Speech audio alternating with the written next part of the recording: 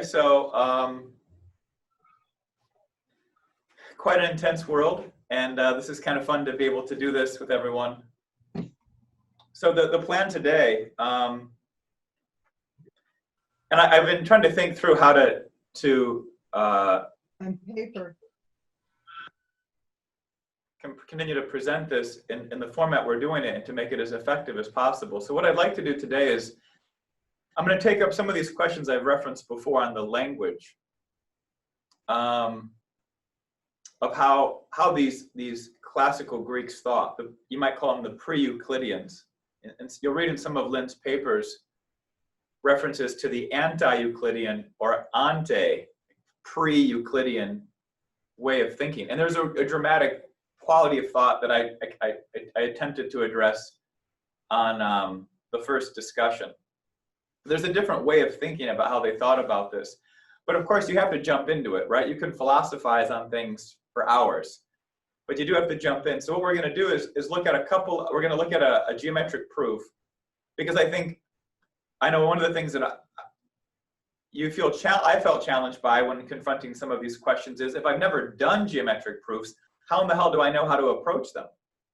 So you feel like there's a restriction in your way of thinking because you just don't even know how to think about the language.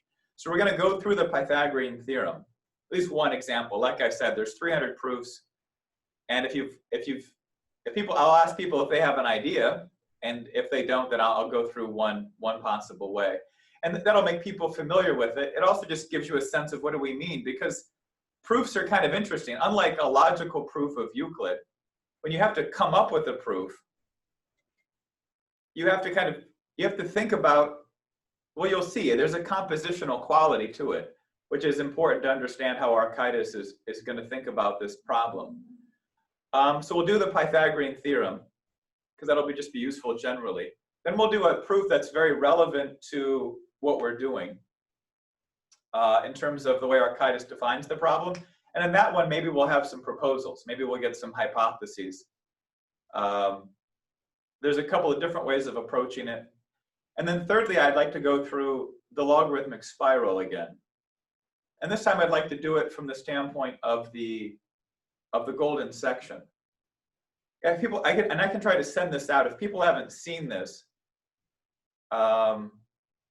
there's the Parthenon at the Acropolis, which was the main temple to Athena in Athens.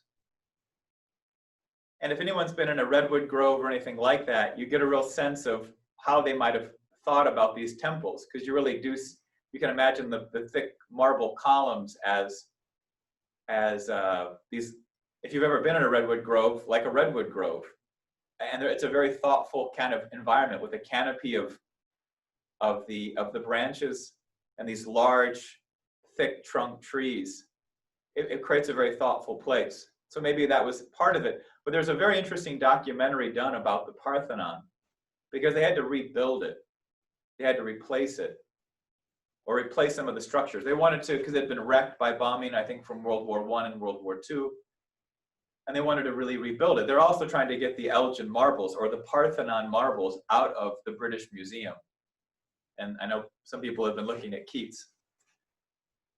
But in the process of rebuilding the Parthenon, they were struck to find out. And the Parthenon is this major Greek temple, but it's got the, I think it might have been Ionic in its nature in terms of style, but it's got the columns. I think it has 2 or 3 sets of columns going from outside inward. And then, of course, the pediment on top, the triangular pediment on top. And Lynn's written about this in terms of the golden section and its construction. But that can be formalized. And in this documentary, what they show is that even though there seems to be clear symmetry to the construction of the Parthenon, and so that you would think that you could mass produce the columns, that essentially you could take the columns and produce them and then bring them all in and assemble them around the perimeter, and then the second row, and so on.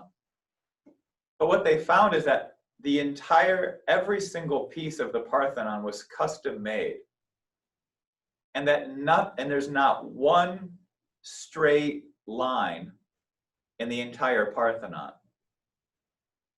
That the entire Parthenon is constructed on some level of curvature. Even the steps they found were not what you would say level.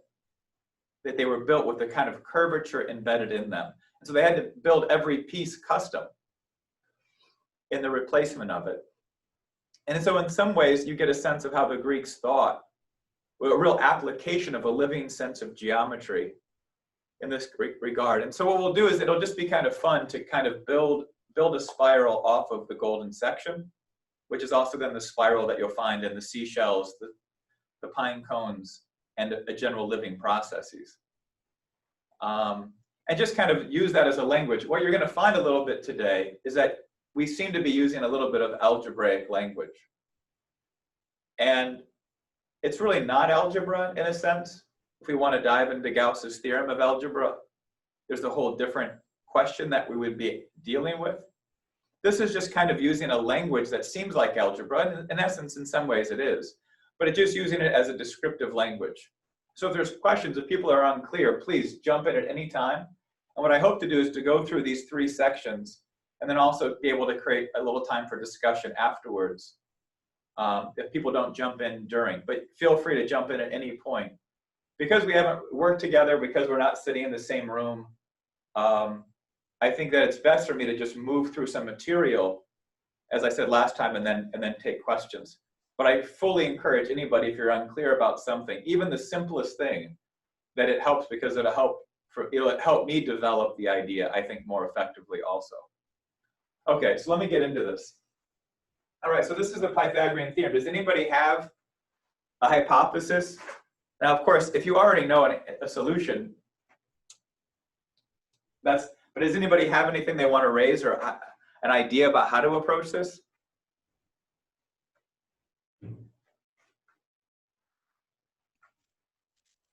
So I think there probably are some thoughts. Oh yeah, go ahead. Well, it's been a long time since I proved it, but I had tried proving it a couple weeks ago by cutting out squares and trying to like rearrange them and fit them into like cut out a squared, cut out b squared, and try to fit it into c squared. But honestly, I couldn't make it work.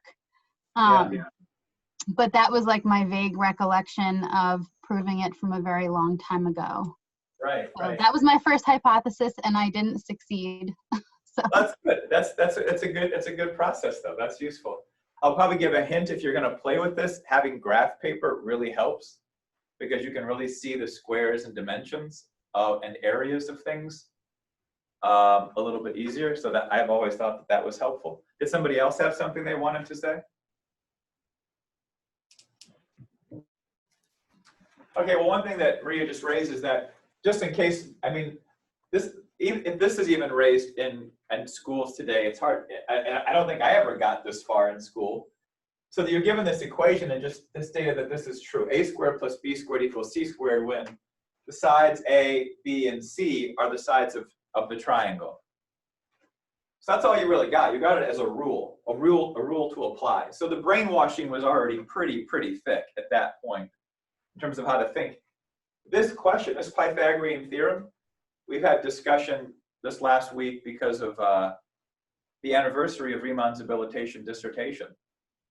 But in the very measurements of you might say Einstein's curved space, or the measurements of true physical, astrophysical space, still rely upon this idea. And it's fundamental to know it as a characteristic of measurement of the physical universe. It's not some simple tool, like how are you ever going to use this? Well, Einstein, Riemann, it was core to their way of thinking about the physical universe's availability to the human mind. Okay, so in that regard, well, at least we can say it's not too difficult to extend it to a squared, b squared, and c squared is 3 squares. That what we're saying is this square as an area plus this square as an area will equal this square as an area. The squares being built off the sides of the triangles. Now, can I say something? Yeah, sure. I was fooling around with this thing and I was fooling around with doubling the square. So I made a perfectly equilateral, or not equilateral, a right angle triangle with the two sides equal. And I put the squares on each side. You have identical squares. Yours obviously the one at the bottom is bigger, but you could do it with both of them the same, and that would be doubling the square. Yeah, that's true. That's true, and that's why you never want anything with great perfect or any quality of symmetry means that it's a little easier way to see it. That's certainly true. That's good. Okay, so what I'm going to do is I'm going to draw something additional into this question, because this presents at least the problem in some way. It's kind of like what Maria was doing. Let's start with the squares and start with that. And so, but oftentimes it's all things are composition. There's always a compositional nature to solving a problem. So I'm going to draw another square into this picture.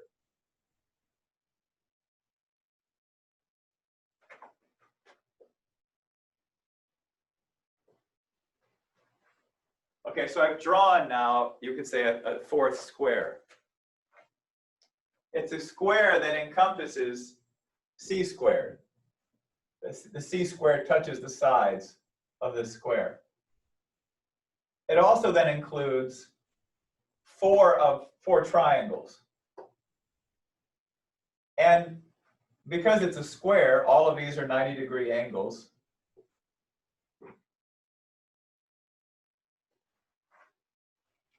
And all of them have a hypotenuse of length c. Then all four triangles are exactly the same triangle, which I think is somewhat self-evident.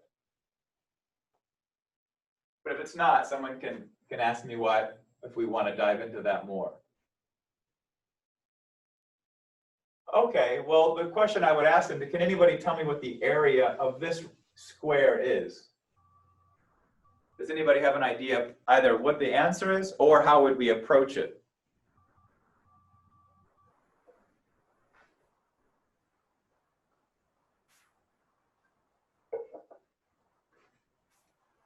The square of a plus b. Okay. Taken together, because the side of that square is a plus b. All right, so what Mike's saying is that this length up here is A, the shorter end of the triangle. And the longer end of the triangle is B. And that's true here, and here, and there. So we could say that the size of the square is A plus B. The area of the biggest square is A plus B times A plus B. Multiplying this one side by the next. Okay, now again, this kind of gets into algebra a little bit.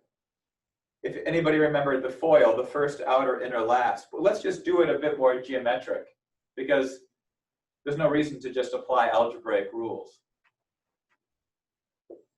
even in algebra. Okay, so let's say this length is A, and this length is B.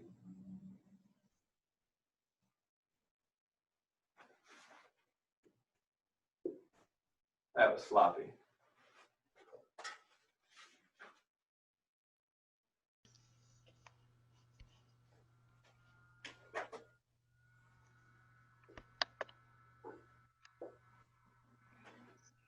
Okay, so now I have four different sections of this square. What would be the area? What would be the area of this box?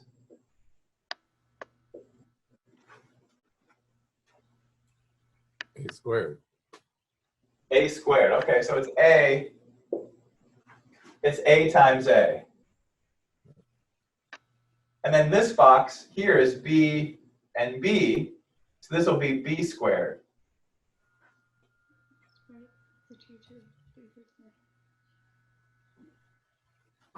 So then these rectangles are A, this length, A, times this length, B. And the same is true for this one, A times length, B. Okay, so that's interesting. We've now come up with an area for the entire larger square.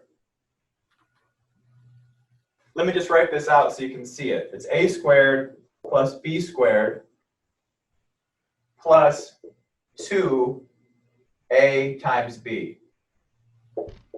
Remember, this isn't the direction he wants to go in. He wants to go into a spiral.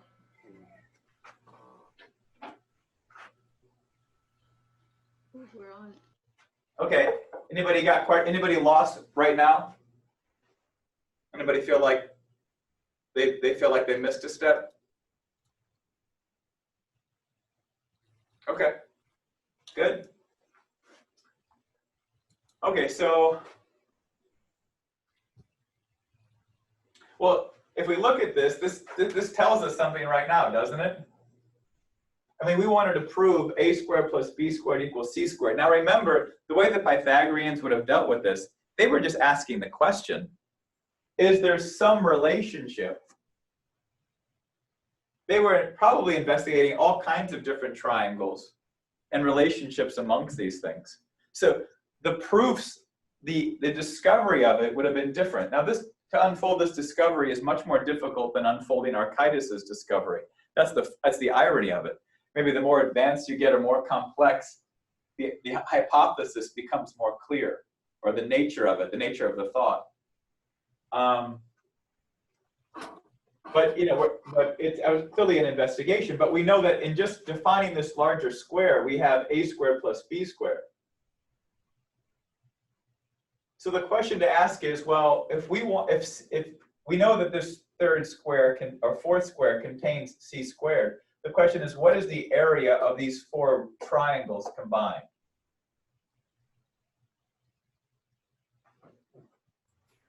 Two AB. Huh? 2AB. That's a good guess. Yeah, we have 2AB. So if it is 2AB, then we've solved our problem, haven't we? If these four triangles add up to 2AB, then the remaining square, c squared, has to equal the remainder of the larger square. So it's a little bit of a logical nature to prove it. But you can add them up. I mean, you can look at them and see that's what you have. Yeah, Yeah. it's true. Yeah, because you basically have, you could say you have two rectangles.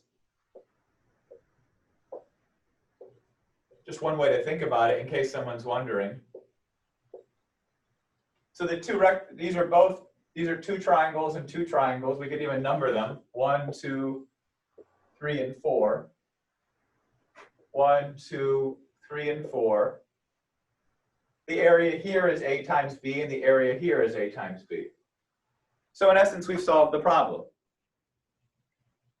And the whole reason of going through this is to situate it in the sense that the way that the proof was able to unfold was to kind of put the entire problem into some particular context.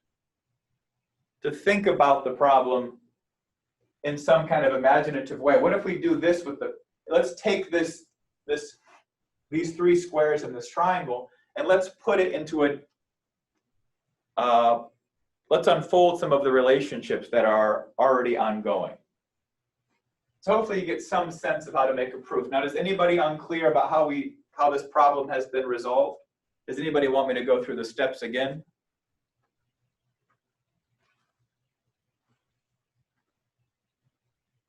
Okay, good enough. Okay, so that's really the first section of this process. Now we're going to jump, and I just wanted people to get familiar with thinking about these kinds of proofs. What are we? Because we are doing a geometric proof. You want to have some familiarity.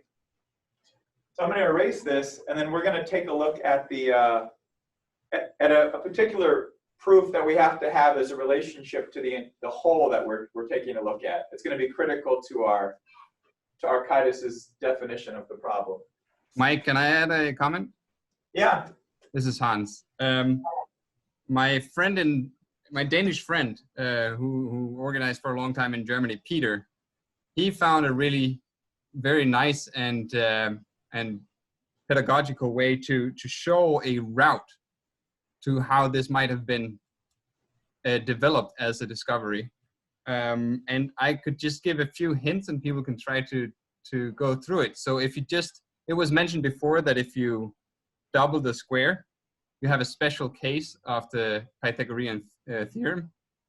And then if you try to go on, and instead of having a square with the unit square, which obviously has the sides of 1 and 1, you add 1 to one of the sides, so you get 1 and 2, and try to see what you get out of that, of the hypotenuse of that triangle. And then you try to add 1 more, so you get 1 and 3, and 1 and 4, and 1 and 5, and so forth, and try to draw it out every time and draw a square around it. You'll realize that you're building your way to this, to proving the Pythagorean theorem without having the theorem first, so to speak. So that's an interesting approach. Yeah, that's kind of what Rick was getting at earlier. Yeah, you start with the doubling of the square, which is intrinsically adding those squares up. Yeah, that's great. Start with the doubling of the square, which is what they would have found in terms of that challenge. Oh, that's great. That's very useful. Okay. Yeah, it really struck me as genius when Peter showed me the first time. Yeah, that's very nice. That's very I nice. got one more. Uh-huh. Am I unmuted now? I think so. Okay. Yeah, I think you can avoid the algebra with a pair of scissors and just start cutting out the little triangles and then fitting them together as you did, drawing it. If you have scissors, it's easier. Yeah. That's true. That's true. Yeah, I mean, there's no replacement for just sitting down, and the state of mind you get in when you're just working these things through, the way Hans is describing, Peter might have done, or what Rick's describing, or Maria. There's nothing that replaces that. Doing anything where I'm just going to go through some examples, it's so much different when you're sitting there and actually having to figure out how to reconstruct something or solve a problem. And so that's just irreplaceable. Okay, so what we're going to try to do is replicate that kind of phenomena in this environment. So one of the main questions, and I mentioned this last week, was there's a number of aspects. Of course, the Greeks were really inquisitive about the nature of a circle. There's the whole quadrature problem, finding the besides quadrature, just creating some approximation of the area of a circle, the relationship of the diameter to the circle. Yeah, there's a characteristic that the intersection of any radial line to the circle is always 90 degrees. That's something of a characteristic. And in some sense, that characteristic, which is different with an ellipse, stands out as intrinsic to what we're going to look at with the circle, which is that if you have a triangle subtending, and it's similar to, I guess what's similar, it's similar to doubling the square, where if you can draw a square into a circle, and then drawing a square, that angle is 90 degrees. The question is any other triangle that we draw also going to be 90 degrees? This angle. So no matter which triangle I draw, is this always 90? Does anybody have a way of thinking about this? And preferably somebody who doesn't already feel like they know the answer. But does anybody have any thoughts about how we might want to approach that?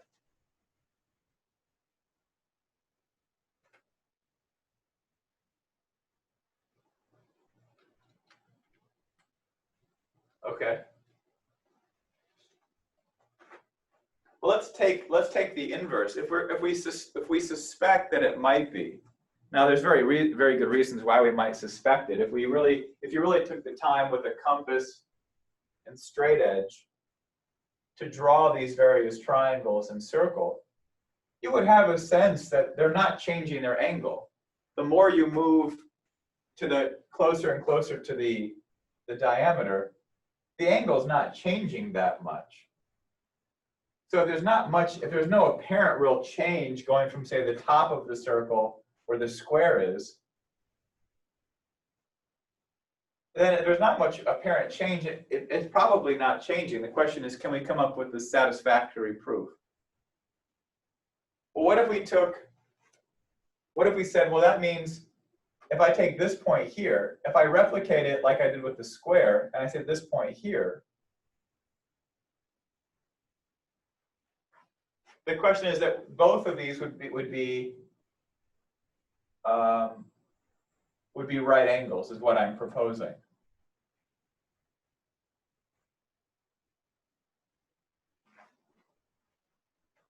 Well, that's an interesting question.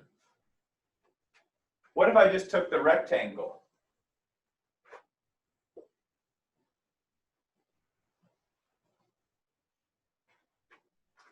If I just take a rectangle, any rectangle, now I want to subtend that with a circle. I think that's the right word. I want to draw a circle so that it touches all four corners of my rectangle. Can I do that? Is that possible? Anybody have an idea of how I would approach that? Find the rectangle. Say it again. Find the center of the rectangle. Okay, how would we do that? Two diagonals. Two Okay. diagonals. All right, so let's do two diagonals. And we suggest that that's now the center of the rectangle.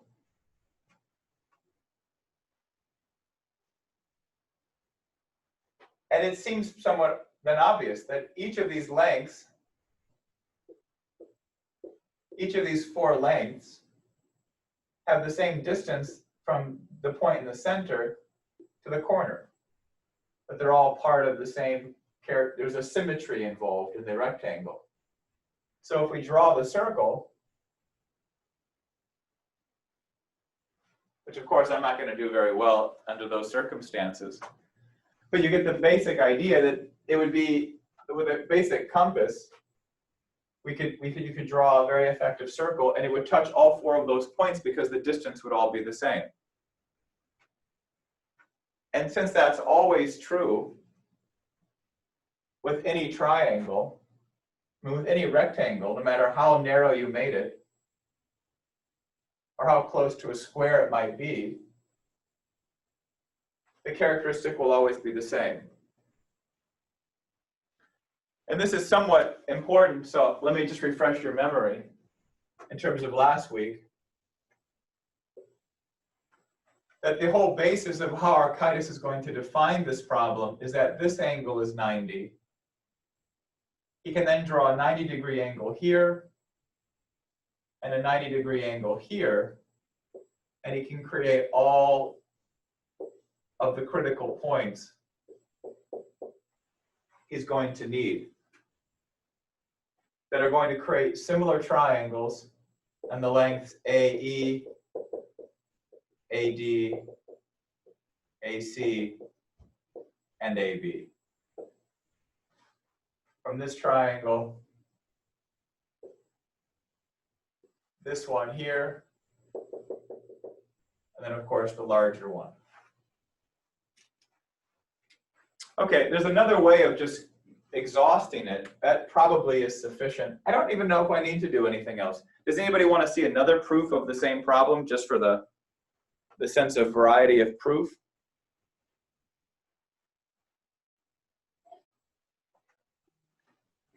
Yeah, sure. Okay.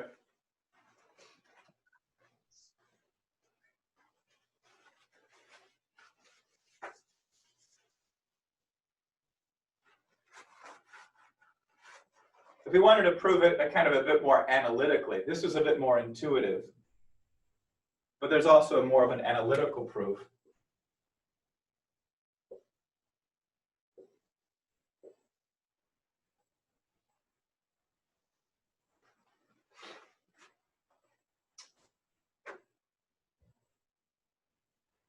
This proof will involve the fact that we're going to define a triangle as 180 degrees. And I think people probably have a sense of how to think about that. I'll just give you a hint. Instead of defining it as 180 degrees, define it as the sum of two right angles.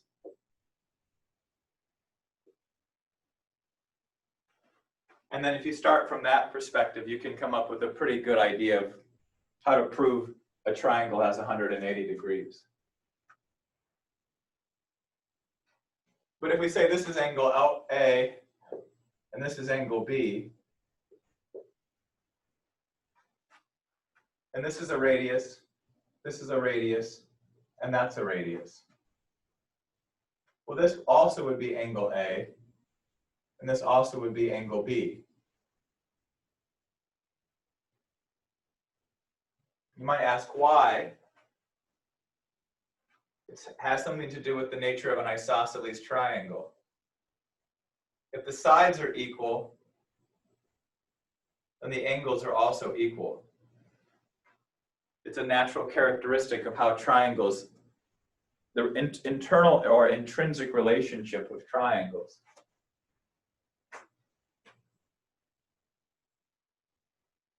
So the question is, what is the sum of angles A plus B?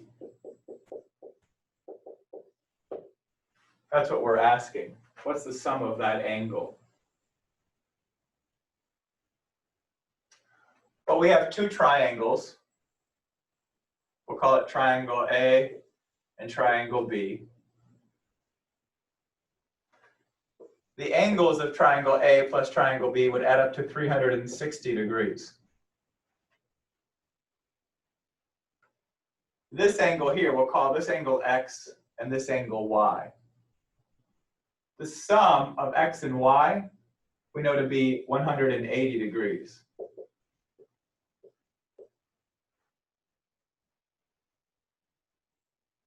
So if X and Y are two of the angles of A and B, and they add up to 180, then the two angles A and the two angles B have to equal what's left.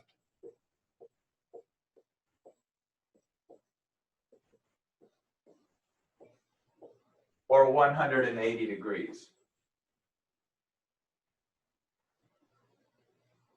And if you divided everything by 2, you just took half of everything. A plus B will always equal 90 degrees.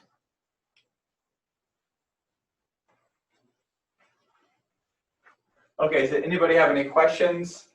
Not follow? And sometimes I just want people to kind of get a sense of, this is certainly not nearly as provocative as Archytas. But yeah, go ahead. It looks to me like the way you drew your triangles, that the isosceles triangle, that the angle you named Y actually would be B, and because those are the two. Well, this is the radius here, and this is the radius here. So if this was the radius, this was the radius, this would be Y. Okay, it just looks different. Yeah, just upside down. Yeah. That often happens. Our senses fool us. Okay, anybody else have any kind of questions or thoughts? Okay. I mean, it's somewhat straightforward, pretty direct. I just want to make sure people have some sense of the language and some sense of this 90-degree angle, because it's so intrinsic and it becomes such a critical part. The reason why I would emphasize it is much like what we saw when I went through Archytas's proof last week in summary, is that when you get to the cone and why the cone is built the way it is, how he builds it in such a way, it's premised on that 90-degree angle. Without it, it really wouldn't function. He knows he wants to create that. And he knows how he can create it because of this characteristic of the circle. So it's intrinsic to both how he defines the problem and also understanding his solution. And that's partly why I'm giving it extra emphasis.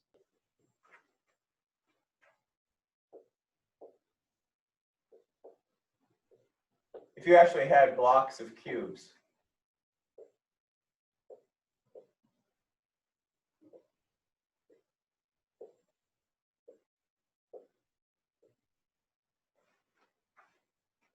If you actually have blocks of cubes and we get these proportions. I'm just going to erase this for now. It's in my way. And I'll move quickly to get it before we have to leave.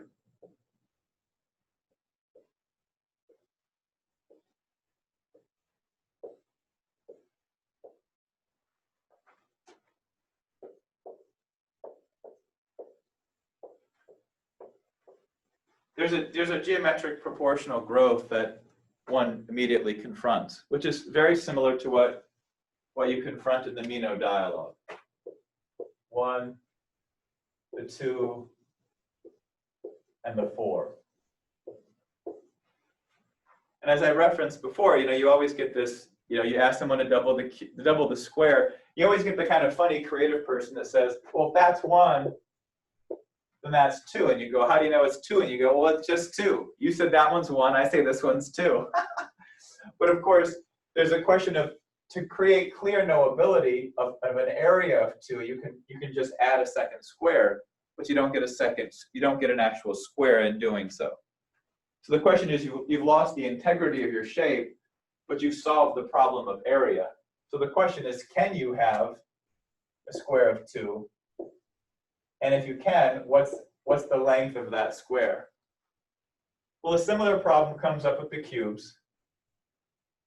There's a geometric proportional growth, like there is here, of 1, 2, and 4.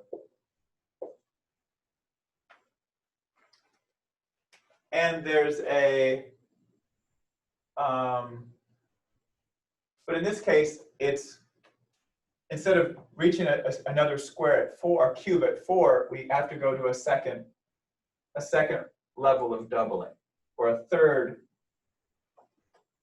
action of doubling. So this says something to Archytas. He's provoked by that characteristic. It gives him a sense of how he's dealing with it. If we take the sides of these cubes, if we say they're all cubes, a cube of 1, a cube of 2, a cube of 4, and then a cube of 8, then the sides of the cube of 1 is 1, and the side of a cube of 8 is 2. And so we get a similar proportionality. In this case, it's 1, 2, 4, and 8. But if we just deal with the sides, which is what we're asking, right? We're asking what's the length of a cube of 2. You have this geometric proportion where the first number is 1, the last number is 2. And I covered this in that kind of overview last week of these proportionalities.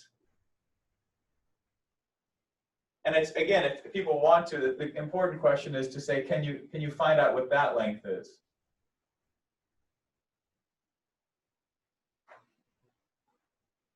The diagonal of a cube. Now, people can come to prove it themselves. But the actual answer of that is the square root of 3. That's the length of that diagonal.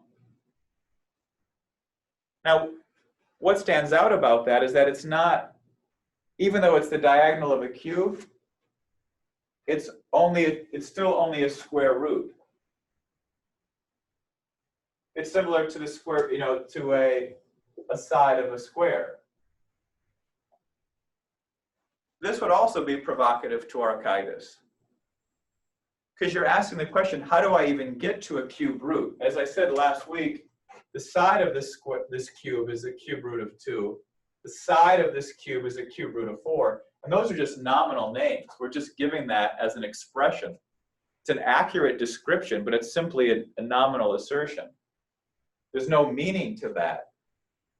It's just symbolic. It simply is kind of the way we felt with the algebra of the golden mean.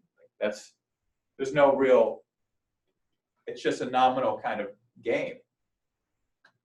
But when you say, well, how do we even get to how do we even develop a way of dealing with the power, the higher cubic power? Because in the sequence, which is like a logarithmic spiral, which is really the reason why you want people comfortable or familiar with how that functions. How do we even get to the cubic power in physical space? How do we think about that? And that really would be that's really this dunamis or power question is something that Archytas is thinking through. And it's that idea, this higher powered question, which is confronting the Greek society. It's the Delian problem, the problem of the plague, the problem of thought. It's how do you think of a magnitude that really is outside, is not simply in two-dimensional, or even you could say a reduction of three-dimensional space. Because the cube, the diagonal of the cube is still, we've got 3 dimensions, but it's kind of like what we talked about in that first session.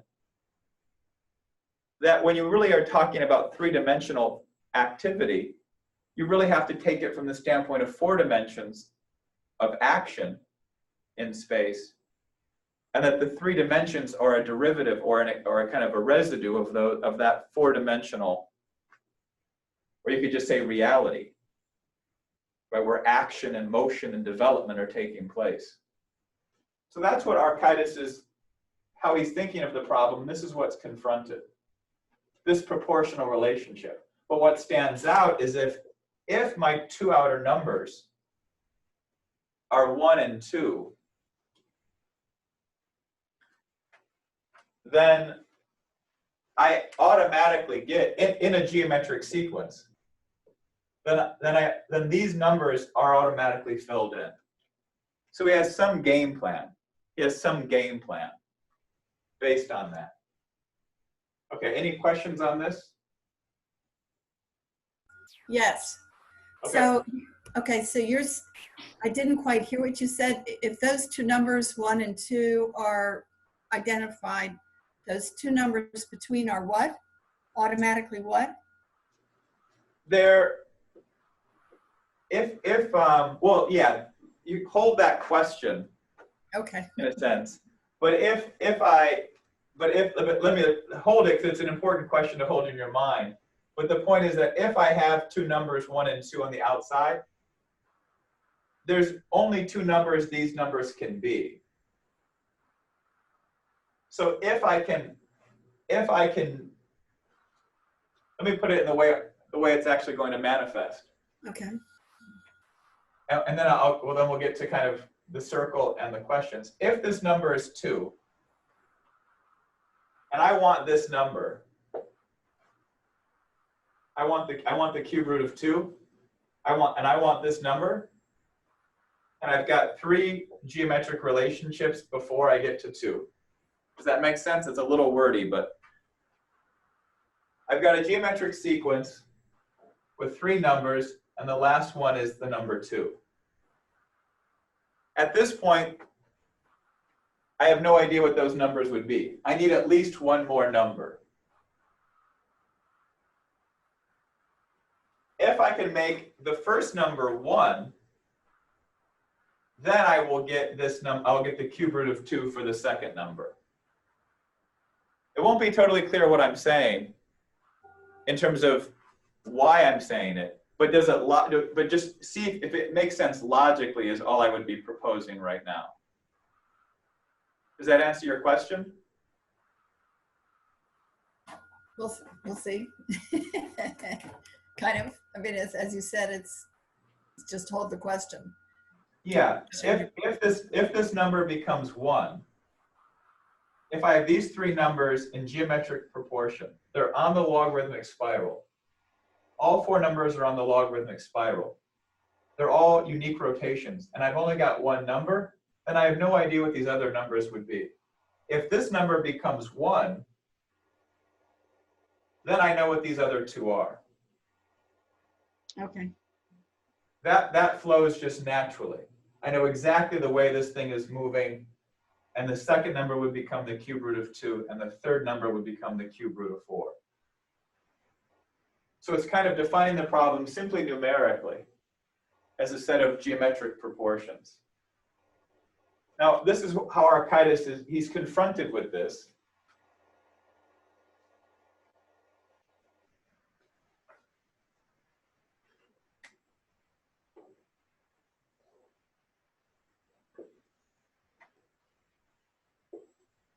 And he remembers something about the relationships inside the circle. He remembers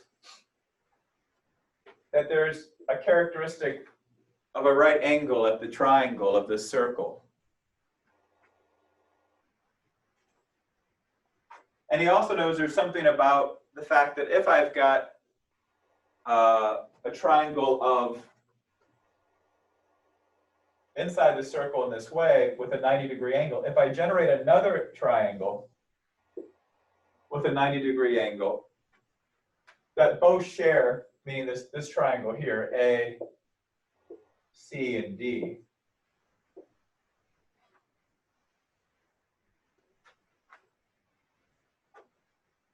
that these triangles A, C, and D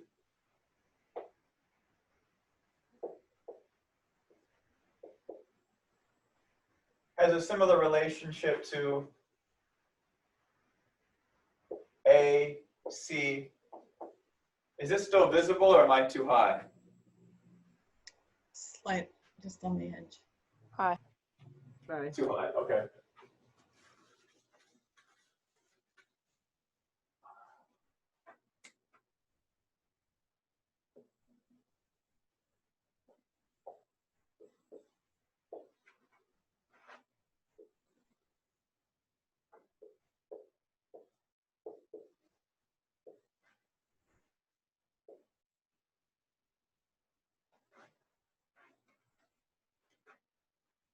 Now, I've taken this larger triangle, ABC, and I've tipped it so that the right angle, C, matches where the right angle, D is.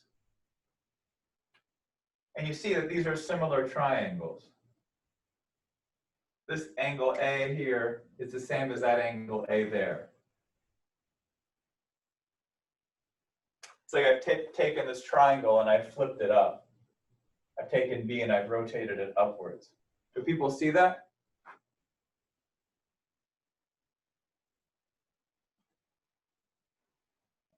Yes. Okay.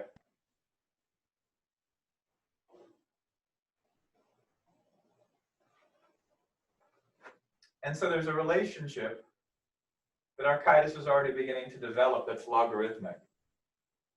AD is to the length AC in this triangle, the same way AC is to the length AB in this triangle. So AC is to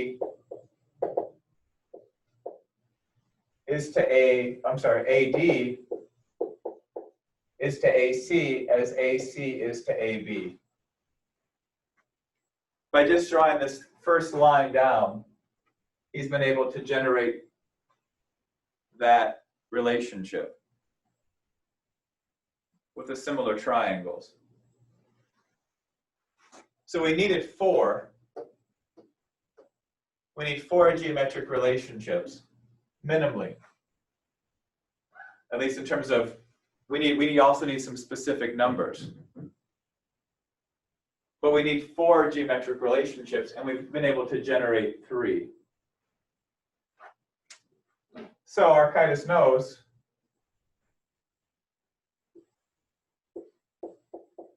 I can draw another 90-degree angle. So I'm kind of extending the spiral inward. And I can create another relationship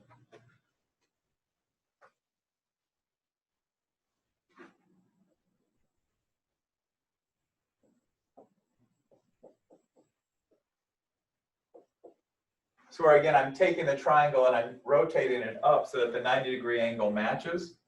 So you can see it. So that now AE is to AD, as AD is to AC, as AC is to AB. So that's why he unfolds these what, 5 points and these 3 triangles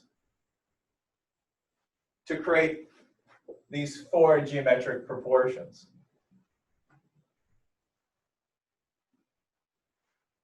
And hopefully you get a sense of kind of why the logarithmic spiral would be such an intrinsic way of thinking about this, because everything is kind of a residue of that, whether it be the numeric representations, the cube development, and then how he begins to unfold this inside the circle.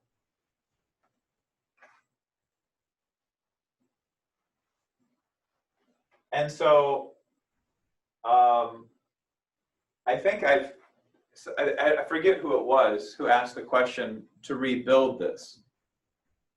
Does that clear? And somebody else asked the question about, well, let me answer the question then about these sequences. What I said earlier was that you had a sequence of 4 numbers, right? 3 unknown, and then the number 2.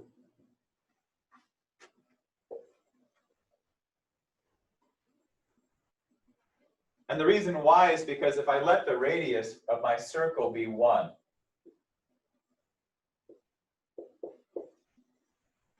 a radius equals 1, then AB becomes 2. AB is always going to be the diameter of my circle. It's not going to change, no matter where C is along the circle, because C is going to move. No matter where C is along the circle, AB is always 2. It's always the diameter if I let the radius be 1, which is what we're doing. We're letting the radius be 1. So then I've got the number 2 here. The question is, how do I get the rest of these numbers to fill in? Meaning, how do I create AD? I want AD to become equal to the cube root of 2. That's how Archytas is setting up the problem. He says, in the way that he's laid this out, the kind of mapping he's got, if he can figure out how to get AE to equal 1, then the second number will naturally become the cube root of 2 because AB is already 2. And so that's why he's got this relationship of these geometric sequences, and why he starts to then find a way to map them within the circle. And I think this would have been somewhat fairly well known. I don't know if this was, I'm assuming this is just kind of how the whole community is somehow looking at the problem. So we're not really, this is not, I don't think, unique. It's creative, but I think it's a natural part of the language of how the Greeks would have thought. So I don't know if that answers this question of why these numbers are naturally filled in, because we have to now figure out how to get AE to equal 1. And that's going to be a tricky question. And we'll probably get there next week. But then somebody else wanted to know why these triangles unfolded. So did I answer questions, and are there any other questions?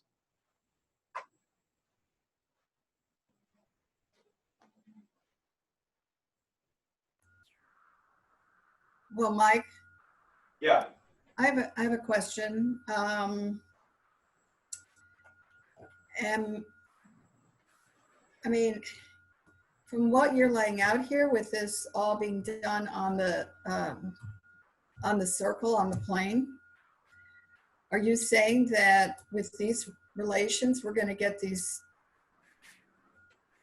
actual cubic root answers, even though we're dealing with a circle? I mean, I know that the thing eventually builds out into a 3-dimensional, but here it looks like you're actually laying out something that if there were a way to measure it, you would actually get the answers on a plane. So is that correct? Yeah, I mean, that's the fun part about how he defines the problem. Theoretically, it seems like, yeah, we could do it two-dimensionally. And that should be what it does exist in your mind right now. Is we have to, can we prove it just two-dimensionally? And then if we can't, then we have to find out why. Nick, Yeah, I was just thinking that if people get these relationships, like if you dropped a perpendicular from E down, making AE a hypotenuse of that triangle, then you could show how each of the hypotenuses are self-similar. AE is similar to, I think people might already have that. They saw AE as a hypotenuse also, that all the hypotenuses are similar. AE is, okay? And then Yeah. if you could create a structure to make that one, well, then you're at the point you left it off last week. yeah, right. Yeah, but we could draw another triangle and just make AE the hypotenuse of another triangle, but we don't need to. We can just say the base is to the hypotenuse, AE is to AD. As the base AD is to the hypotenuse AC, as the base AC is to the hypotenuse AB. So we can create our 4 geometric progressions. Right, I just wanted to make sure that was clear. Yeah, sure. Yeah. From that process. Now, Art, what was your question again, Art, in terms of the point C? Well, I was thinking, like, if you had a physical model and the lines were movable, if you're moving point C around the circle, at a certain point you've got to come to a point where the AE is the right length that you want. But the question is, how do you determine what that point on the circle is for C? Right, yeah. And that's really the crux of it. So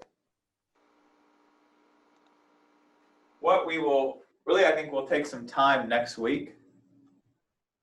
People should have a compass or print out some circles and a straight edge and a pencil, or you can, and even if you do it prior.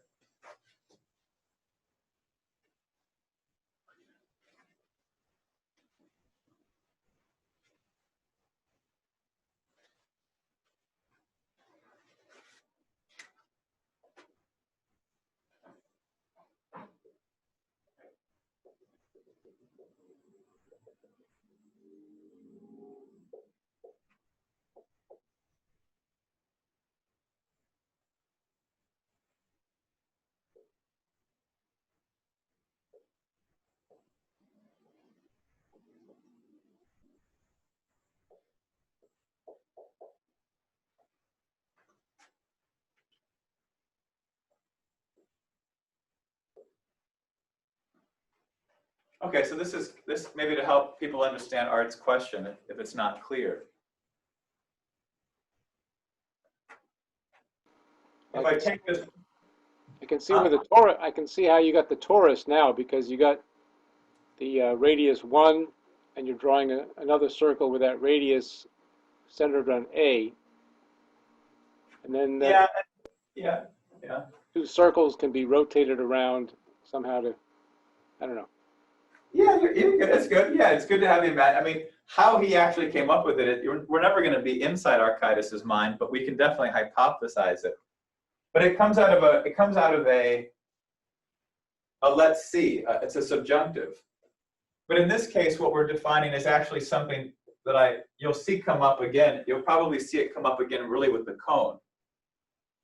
But if we define it just two-dimensionally, so if people hopefully have a sense of how we got here, at least from the argument that was made. Let's take this point C over here, like around 2:30 or 2 o'clock, I guess. Okay, so we have our 4 relationships.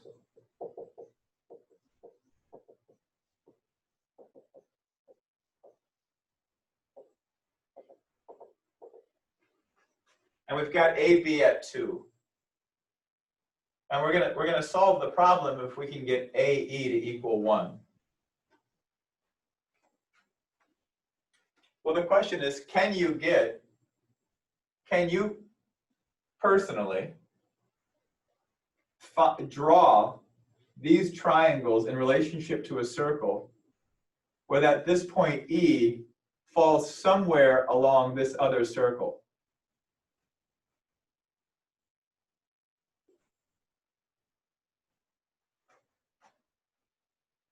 So can you find a location along the circle of point C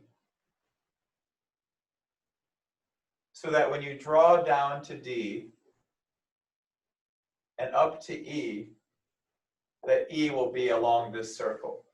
Can you personally just draw that? That's what you have to try to do. You won't really understand the nature of the problem until you've taken 4 or 5 circles and picked different point C, and then had to move point C either to the left or to the right. Like, for example, which way should I move C, to the left or to the right? Do I want to move C this direction, clockwise or counterclockwise? Counterclockwise. The left. Yeah. Counter. So what you have to do is just keep doing that until you get it. This has to sink into your bones. You kind of have to live this relationship. If we're going to replicate Archytas, it's kind of like Kepler's new astronomy. If we're going to rework this through, you kind of have to have a sense of what this actually, how it's limiting, and yet it's not.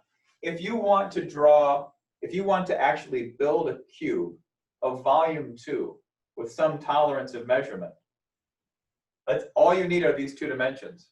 And like what Belinda was asking, can we just solve this in 2 dimensions? Really, if all you want is to engineer a cube, yes. If you want to understand the higher power beyond just simply the squares, then no, it won't suffice. But simply to build it, to practically build it, this is all you need. And so people should have a sense of that. And that will bring us back to what Art's question was, which is, well, where is that point? When you find it, how do you define the point C? If you find a point, say you find this point here, and it ends up on that circle. So how do you define that point? And that's really the characteristic of how Archytas defines the problem.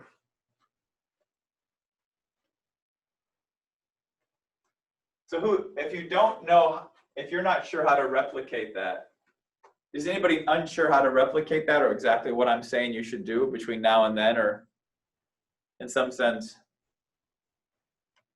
I don't know if we should dedicate time during the class to it, or people should just make sure they do it between now and then, so people can speak up. But is anybody unclear about what they should actually be doing? It may seem obvious, but when people tried to do it here, there were a lot of questions. So yeah, we should try to work on that and see what we come up with next week. yeah, okay. You mean during the session or before? Well, maybe start the session by,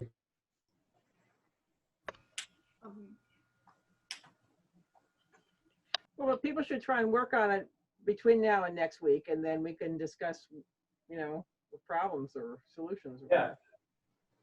Is anybody unclear about what they should exactly do? Is anybody unclear about how to define the points C, D, E in terms of how to draw all the points? I mean, it could be totally straightforward to everyone. I just want to make sure. I have a couple of questions about it. The second circle that you've put in, first of all, that is at the center of the first circle, right? You're at you have a diameter that's being cut exactly in half, and that's right. They have the exact same radius, exactly. Okay, and then when you were talking about moving the C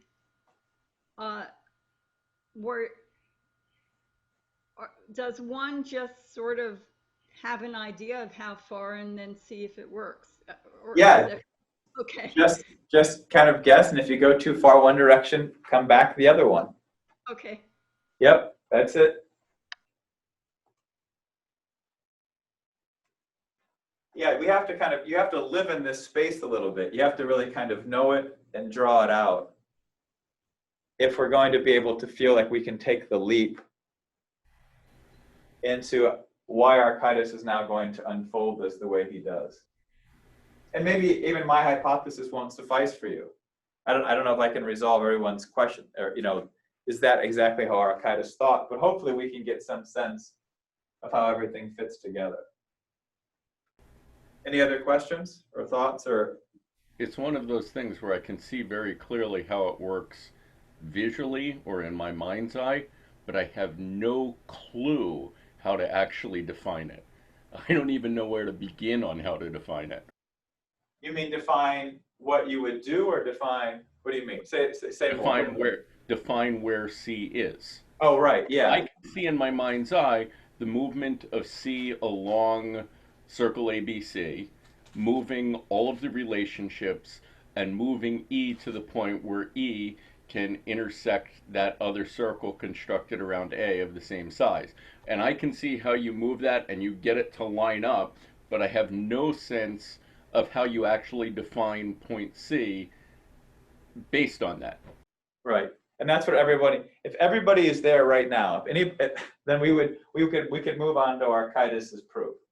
But you have to really see what Kevin just described. We're like, viscerally, how would I define that point? That point is left undefinable.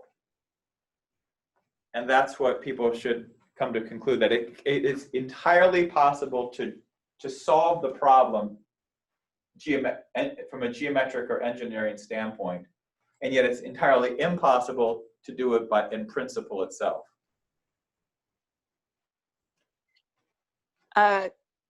Question, is C being rotated at the same time, or is C stationary? Well, you would pick a point. So C can rotate. C can be any point along the circle.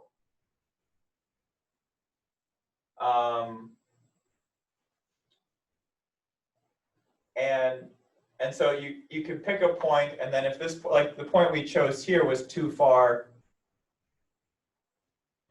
towards, say, the 3 o'clock hour, it was too far to the right. So everybody and we knew that because AE is way too long.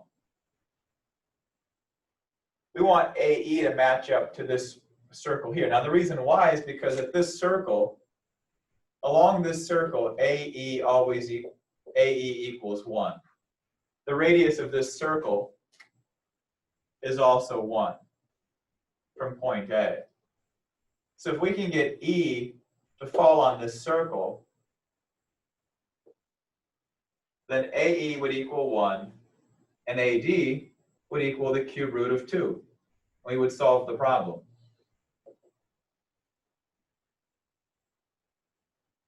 So if we're over here, AE is too long. So the question is, you want to bring AE to where it touches this, where AE is along the circle. That means you've got to move C counterclockwise. How far you bring it over? And if, say, this was the point, say when you draw it, you draw one over here.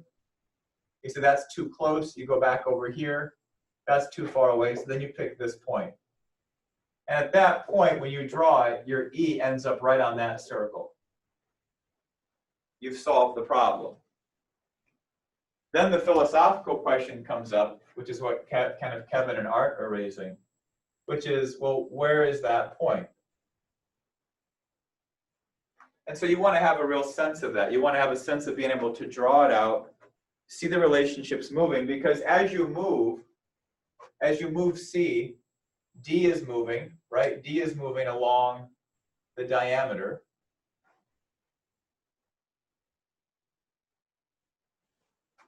And E is changing in a certain kind of way. And you really want to have those kinds of relationships in your mind. I think some people have them. I'm not sure if everybody does. So if you draw what I'm describing, if you do this kind of Archimedean method of exhaustion, you will come to a better idea of how to think about how these relationships define the problem so well, even to the point where you can even essentially build a cube of 2, but you're left lacking some sense of the principle. Where is that point? How do I capture it? And if that's clear in the mind, that's what we're fighting for, then we can start to see why he might unfold the surfaces the way he does. Anybody see this? I tried to draw a few examples, a few trial efforts. Yeah, I can see that. That looks pretty good. So they're all approximations, that's the point. You can't really prove that one of them is right.